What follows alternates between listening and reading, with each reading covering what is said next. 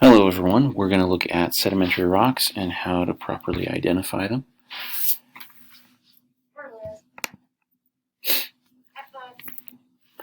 So looking at sedimentary rocks, we're going to look at how they form. So these sedimentary rocks are primarily formed by processes of weathering igneous or metamorphic rocks, and the weathering is either physical or chemical, and a lot of these rocks are broken down into fragments that are called clasts. So we're looking at these different clast sizes, and they can range from anything from boulders all the way down to clay. So this is an average size that you're seeing for each one, and there is a range for each one. Once it gets down to the small stuff, as far as clay, we need a little bit more help as far as classifying them. So we're going to look at the formation here, and that specific thing is called lithification. This is how sedimentary rocks are formed. So first step is we have these different rocks deposited, and then they are compacted. So a lot of weight is put on top of them, and these grains are now really, really close together, and you're increasing pressure, which is also going to increase temperature. And then, of course, with that, you're also going to get these things to cement together, and that's called cementation, and that's when they're going to become a rock.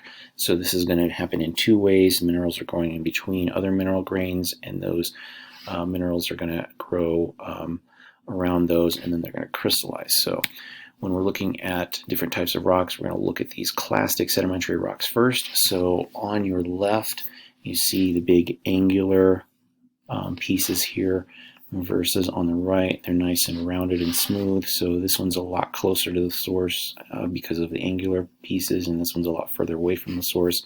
So you have a breccia and you have a conglomerate. Remember, clastic sedimentary rocks.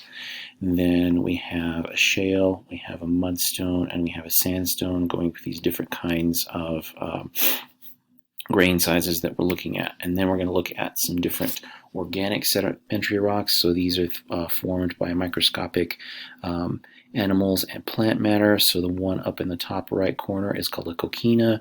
Then we have a chalk, which is a bunch of microscopic sea organisms. Then we have plants, that's coal. And then we also have a limestone.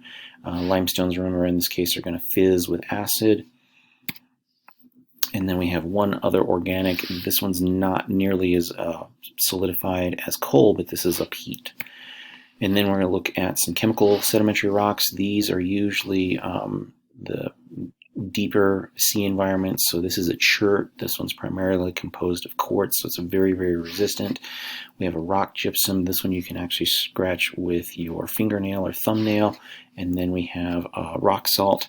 So these are going to be formed in environments where we had a lot of water, whereas the limestone is also going to be one where we're looking at water as well. And then we're looking at how porous and permeable these things are, and that allows us to figure out, hey, what kind of building materials we're looking at for how resistant they are, and so on and so forth.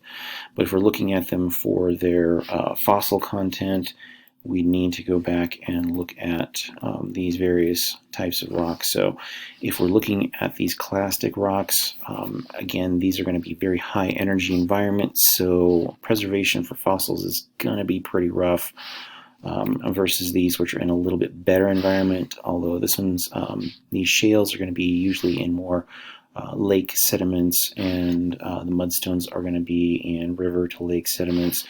And we have sandstones that can be in river or also some desert environments as well. So shales break apart pretty easily. Mudstones can be pretty compact, and sandstones are going to be a little bit more resistant and a little bit higher energy.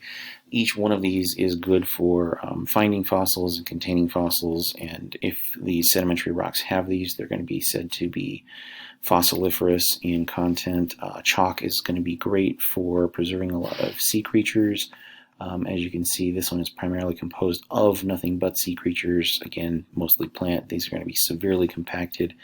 And then we have our limestone, which will carry certain organisms, but they're usually going to be in lake environment or open ocean environment. And then peat is not necessarily good because it's usually fairly young. These are going to be really harder to preserve anything in. And so again, these are important uses of sedimentary rocks. We use them for building materials, as you can see here on the slide. They give us a really good idea of what our information is on our past environments and different life forms. Fantastic for the fossil record. If we find ripple marks in these things, they can tell us about which way the river was going, which way the wind was blowing, if we had any lakes, what was going on after volcanic eruption, and they give us all kinds of really good information on past events. With the fossils, we're looking at evolutionary trends, we're looking at the change in the climate, because if we're finding a shale, that means that we had a lot of water in this area, or limestone, which again ties this back to where the continents were, going back to plate tectonics. And if we have any glacial events, which we can actually use those for breccias and conglomerates and so forth. But it gives us really good information on the environment, as well as being able to predict certain other things as well. So that's a really quick look at identifying rocks. And let's go back one more little bit here. With these clastics, it's all about feeling or seeing. So with a sandstone, you're going to feel the grit. These are usually in these nice little layers where you can see the layers if you look really close, and there's no layering here. The limestones, again, are going to fizz with acid, as are some chalks. And the clastics really aren't going to do a whole, or these chemicals aren't really going to do a whole lot. But a good way to do some field identification, and we'll get more of that when we get out into the field. So there is your rock identification for sedimentary rocks, and we'll pick it up again next time.